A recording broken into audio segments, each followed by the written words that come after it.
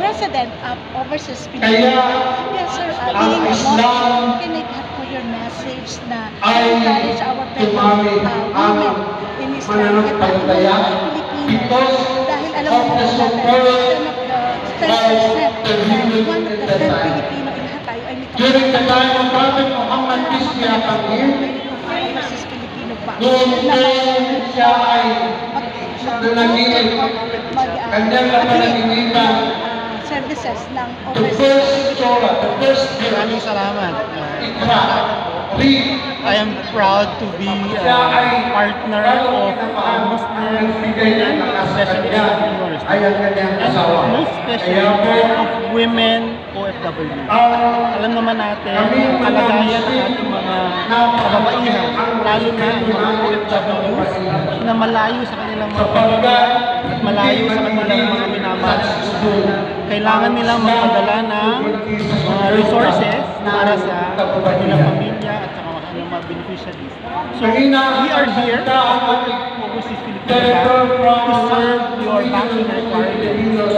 Importante na pagpapadala kayo ng resources sa inyong mga pamilya at sa inyong mga beneficiaries ay ito ay secure, certificado na Sa inyong kaalaman, according to Islamic so kung maaari ay mag-open kayo ng nasa account para 6,000 ang inyong pagpapadala na kasi certified na dala. cost sa pagpapadala mula sa isang OF bank Gusto account kong pupunta sa isang i-congratulate ang lahat ng ating yan po ang listener.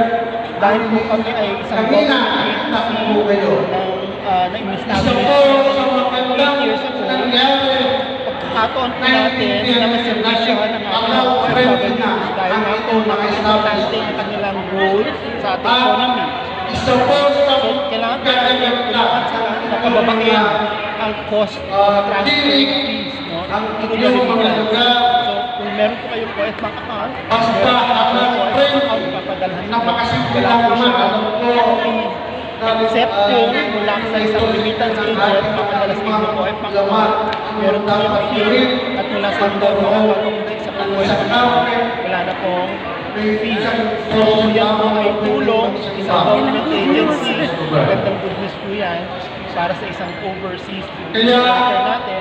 Ito po ang tulong ng gobyerno para mapadali, hindi ko na secure at maging malapit o kung pwede nga walang cost sa papadala ng mga remittance. isang negosyante kagaya nito. Maraming salamat. Ang negosyo ko po